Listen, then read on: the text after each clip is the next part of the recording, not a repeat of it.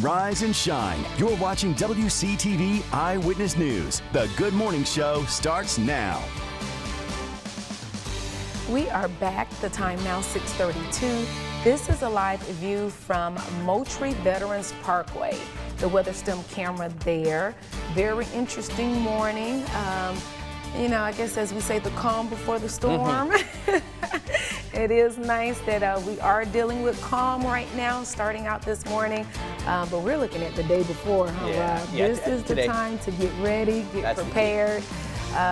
Take this time to do whatever it is you need to do today. Yeah, and sometimes even those little things, like, you know, just making sure the garbage cans are put in the right spot. Make sure that, you know, if you got hanging plants, off the side of your house like that. Just those little things. So you minimize the possibility for having more things to clean up after. Right. It's always better to prepare, even if you don't have to, than to not prepare and wish you had. Exactly. And I think for this one, our situation is we need to be prepared. Right. Okay. Because this is no joke out there, and it's going to get bigger, it's going to get stronger, and it's going to move faster. So today is the day to make those preparations. Now, we should have decent weather for it today. I do think there'll be some showers at times, but it's not going to be as hot as it's been. It will be humid out there. We're starting off the day at 77 in Tallahassee, Perry and Valdosta 75, Thomasville we're at 72 degrees. Now, on the satellite radar, that one way out there, that's Franklin, a really impressive looking hurricane. Hurricane Idalia just getting north of Cuba, nowhere near as impressive looking. Now, we'll give it some time as it interacts with less land in those warm waters. I do think it's going to start to blossom and get stronger. Hopefully, it continues to move fast, because the faster it moves, the less time it spends over the waters. Plus, it doesn't stick in one spot to bring all kinds and kinds of rain. All along the coast, we're seeing some showers now. Indirectly, these are from the tropical moisture associated with Idalia, but these aren't the first outer bands. We'll save that for tonight. And I do think starting tonight, we start to feel some of that rain, but we're going to feel more of it tomorrow morning and throughout the day tomorrow, especially the first half of tomorrow, unless something changes and this slows down. Now, can you see how now that it's getting off of Cuba, maybe it'll stop those wobbles, because it's been bouncing back and forth like a pinball a little tiny bit. The more north it moves now, that will shift that cone a little bit. The more east it moves now, that will also shift the cone. So I do expect that cone to change a little bit. So let's not get all bogged down in some of those possible locations for landfall. And also remember, it's not necessarily that landfall point, but it's 50 or 75 or 100 miles around it, especially to the east, that get the worst of the weather. So lots for us to keep our eyes on today. Today should be a pretty decent one. Maybe we keep those temperatures in the low 90s. We do expect some scattered showers, but today is the day to make those final preparations, because tomorrow, and even starting late tonight, it's going to get busy. This is a wonderful time to download our WCTV First Alert weather app. You can check live radar, get the latest forecast from our First Alert weather team. All you have to do is search for it in your apps, in the phone's app store, and download it for free. And it's not just the coast preparing for Idalia. The city of Tallahassee and Leon County sharing their preparations for the hurricane. While Tallahassee may not have the same concerns about storm surge as the Gulf Coast, the city is focused on potential power outages. It previously requested mutual aid in June when strong storms took down power lines and limbs, causing outages for many across the area. Local crews are getting support from outside the state ahead of the storm. That make people sign contract, and then the scammer will then be acting on behalf of the consumer to deal with insurance companies, and that is very dangerous.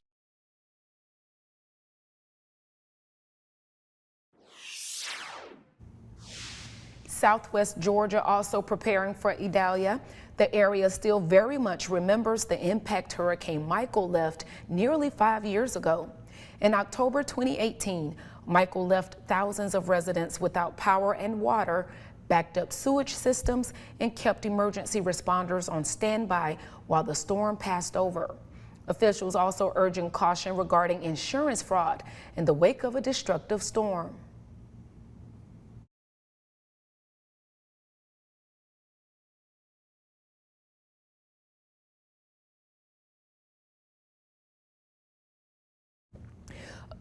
Officials now reminding people to prepare emergency kits, sign up for local emergency alerts, and prepare for outages.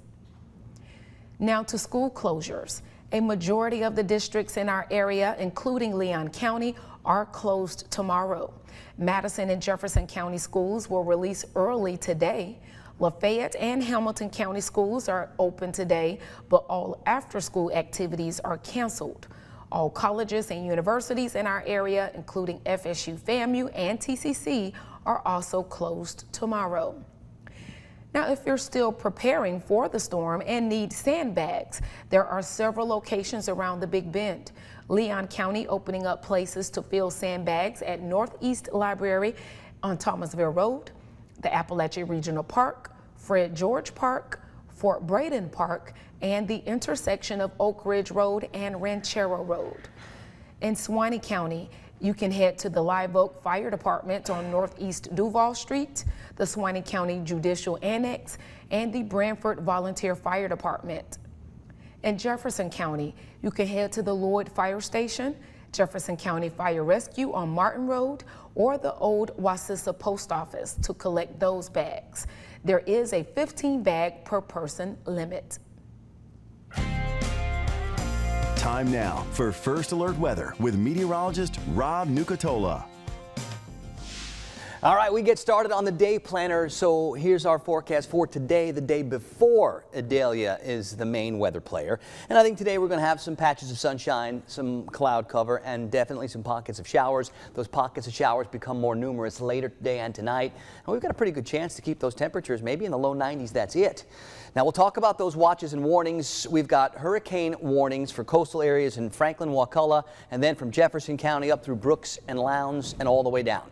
We've got tropical storm warnings just west of there. Now we expect tropical storm-like conditions where the tropical storm warning is. We expect hurricane-like conditions where the hurricane warnings are. Now those could be adjusted and tweaked based on the track of the storm, and I still think for at least a few more hours the track of the storm is still a little bit questionable because I do think it's going to change a little bit. As of 5 o'clock this morning, Idalia getting the upgrade to hurricane. We knew it was going to come, and here it finally did. At this point, it's finally done interacting with land, so it should have more time now to get a bit stronger. What's encouraging is it's moving a little faster to the north at 14, and it should continue with that quicker movement to the north. The faster the forward speed, the less time it sits over the waters to really absorb and fuel up from that warm water.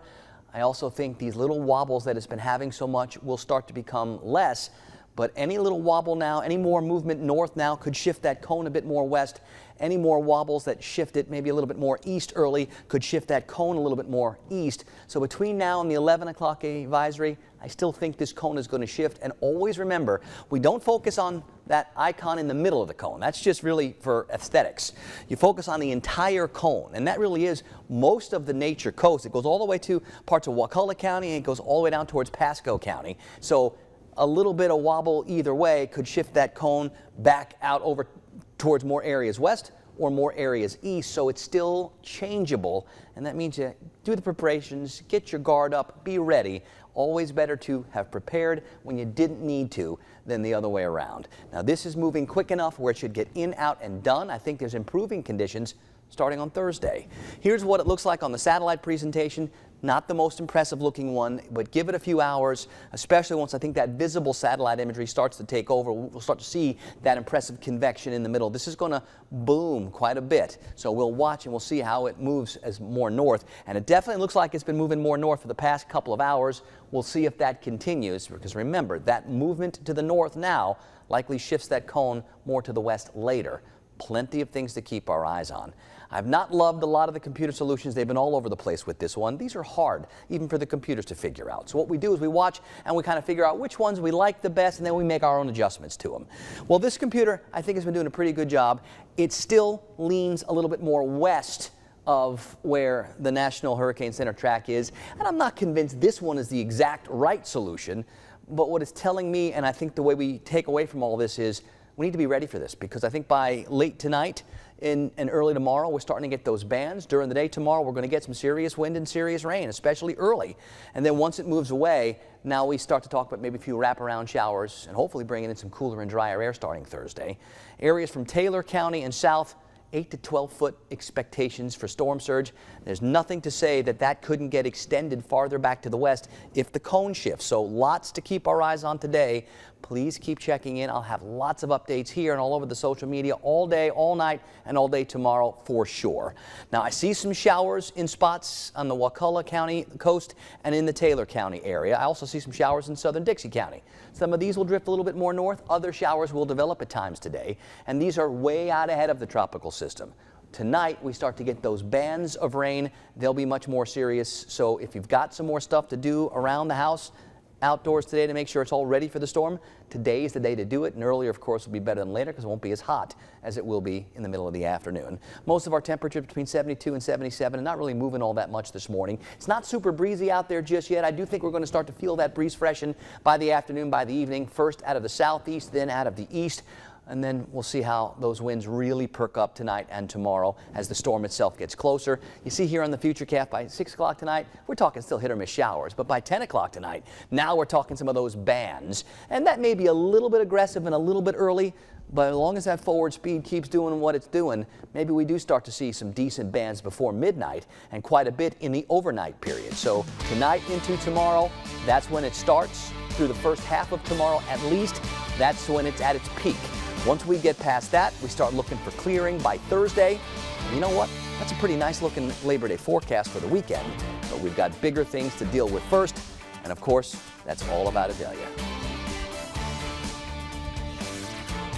Still to come on the Good Morning Show, hear how one Florida golf team is helping their community.